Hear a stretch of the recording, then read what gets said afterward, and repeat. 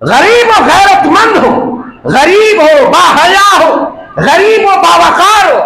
आपने फरमाया क्या लोगों सुनो, ये जो आदमी अभी गुजरा है यहां से, जिसको तुमने ऐसी ऐसी जिसकी तारीफ की, अगर उस अमीर जैसे पूरी जमीन आदमी भर जाए।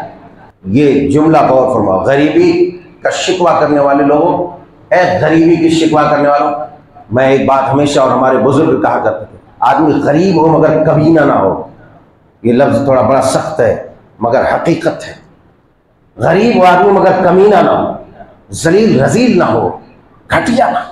गरीब हो गैरतमंद हो, गरीब हो बाहया हो, गरीब हो बावकार हो। आपने फरमाया क्या लोगों सुनो, ये जो आदमी अभी गुजरा है यहां से, जिसको तुमने ऐसी ऐसी जिसकी तारीफ की, अगर उस अमीर जैसे पूरी जमीन आदमी भर जाए। इस जुमले को गौर से सुनो, ऐसे अमीरों से पूरी जमीन भर जाए मगर इस एक गरीब से बेहतर नहीं हो सकता। उन तमाम जमीन भरे अमीरों से ये गरीब बेहतर है। अल्लाह, ये कौन है? ये कौन है?